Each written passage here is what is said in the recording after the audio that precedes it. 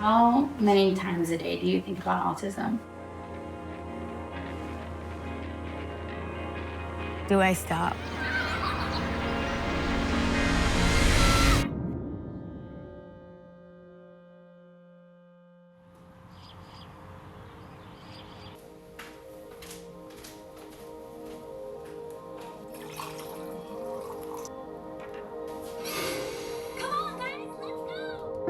Having things kind of set and ready for him is so important. He loves rolling out of bed knowing that he's gonna have his little eggies and his sausage, all of that is kind of ready for him. If we miss any of those steps, it really does affect him in a large way throughout the rest of the day. I totally get it. I totally understand. Because honestly, if I was you, I would be probably more upset. It can suck sometimes. It can be really, really tough to accept that you don't always have all the answers. Especially when your child is nonverbal and he can't really express to you what his needs or wants are. He may just be upset and he may just need to process and cry it out. I do it all the time, you know? Santiago was born in February of 2019. He was super, super agile at a young age, started walking, running, all those things like far quicker than you would normally anticipate your child to do that. Good job, Santi. We got lots of mamas running around, and then one day, like, mama just stopped. Started Googling, like, what's going on? You know, why is he not making eye contact? Why is he not using functional play? And right next to all those Google searches, you see that word. When we actually went about getting his diagnosis, that really opened up a lot of doors for us. At that point, they were like, yes, what you were seeing is correct. We're gonna go ahead and diagnose him severe on the autism spectrum. And for us, I think that's kind of when a lot of puzzle pieces fell into place.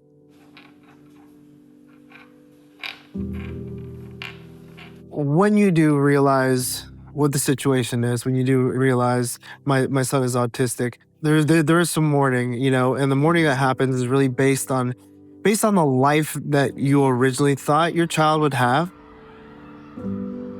I think now that you can look back at it, I think it has enriched our lives, most definitely. But yeah, it's crushing. You think about, yeah, who's their best friend gonna be? You just don't want them to be lonely.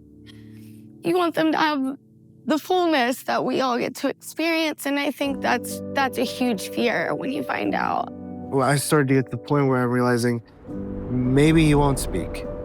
Maybe what's life gonna look like? You know, I've been living my entire life thinking, well, at some point he's gonna learn how to talk. He's gonna be able to say dad.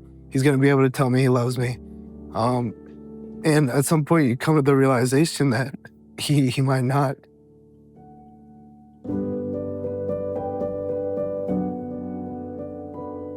You don't realize how much can be said without saying anything until you have to, you know, live with a person who that's how they communicate is through touch or just putting his head on your chest. You know, those things take on such a new meaning.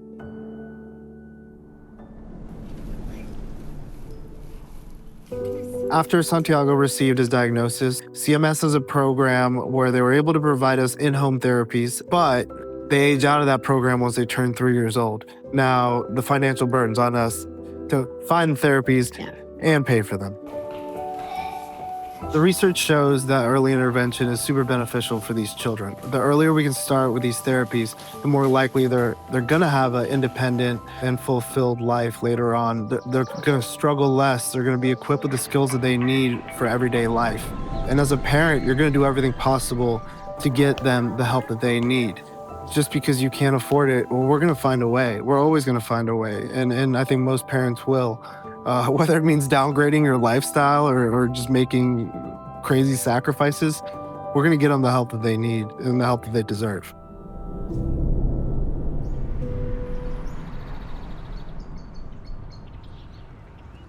At the same time, I'm researching, I'm doing my Googling, and I start looking up local grants, local scholarships. And that's when I found out about a foundation here in Charlotte called Autism Strong. We applied for the scholarship. We were hopeful. We sent in an application the night before Christmas. Yeah, it was Christmas Eve. Basically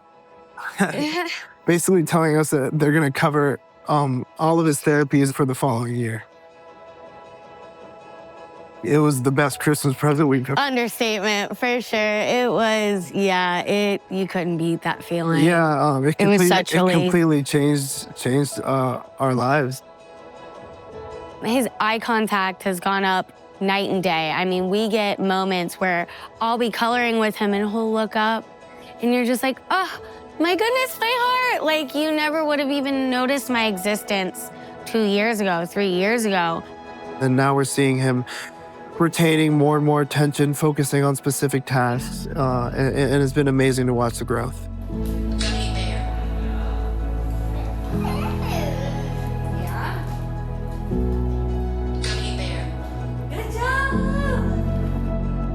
I mean, I think that the world is becoming a lot more of an inclusive place, and it makes me so happy to know that he's gonna live in a world where it is becoming more accepted and more talked about and less isolating. There's lots of organizations now that offer jobs for people on the spectrum.